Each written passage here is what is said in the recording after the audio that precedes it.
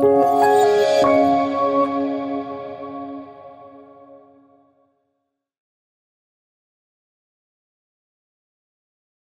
tema, el que me corresponde a mí hablar, es la conformación del hispanismo mexicano, donde aparece desde luego Hernán Cortés. Y quiero empezar con la palabra que utilizamos mucho en México para describir lo que sucedía en aquella época de la expansión ultramarina con lo que pasaba del otro lado del mar, que es México. Utilizamos la palabra cosmovisión para explicar cómo funcionaba el mundo, cómo se creó y también las cosas que no tienen explicación, como que nos explicábamos a través de los mitos como cualquier otra cultura.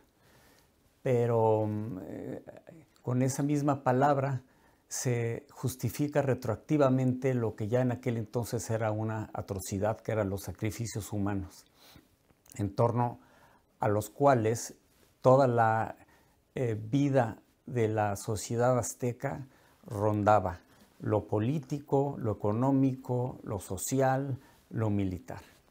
Entonces yo creo que la aportación mayor de España a América fue precisamente ese cambio de visión. Ese cambio de visión que realmente se lleva en una década, que pasamos en muchos aspectos de lo neolítico al renacimiento en el que ya estaba Europa.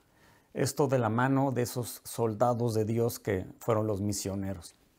Son los verdaderos padres de América y a las personas que debemos estar más agradecidos. ¿Cómo nace ese hispanismo mexicano tan particular? Porque pues no fue un encuentro normal, no fue una conquista normal. Fue el choque cultural más dramático en la historia del hombre. Nunca dos culturas tan asimétricas se habían reunido y se empezaron a mezclar. No tenían nada en qué coincidir.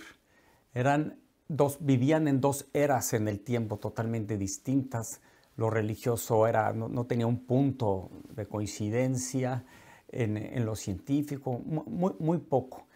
Por eso el mestizaje y el hispanismo mexicano es tan contradictorio.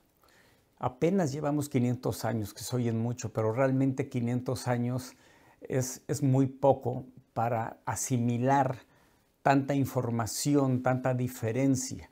Por eso es un proceso que está apenas en formación. Y este proceso se da. ¿Cómo se da este proceso? Este proceso se da, como dice Juvenal, que se pasa de las pequeñas sociedades, que es lo que había antes en México, pequeños señoríos, pequeñas tribus. La única gran cultura era la azteca, que no era una cultura madre. Ya habían desaparecido todas las grandes culturas en México cuando llegaron los españoles. Así que no destruyeron nada, al revés, llegaron a aportar. ¿Cómo se dan? Estas grandes, las pequeñas sociedades pasan a los grandes conglomerados humanos a través no de la simple evolución de las primeras, sino al revés. Se da por el instinto de dominación, no es por el instinto de asociación. Y este instinto de dominación son precisamente las conquistas y solo las conquistas.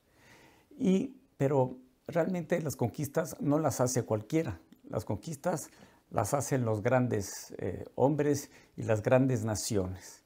Y nosotros los mexicanos tuvimos suerte por partida doble. Partida doble porque nos tocó España. España, que era no el más preparado, era el único preparado en el viejo mundo para llevar a cabo la gran aventura de la conquista de América.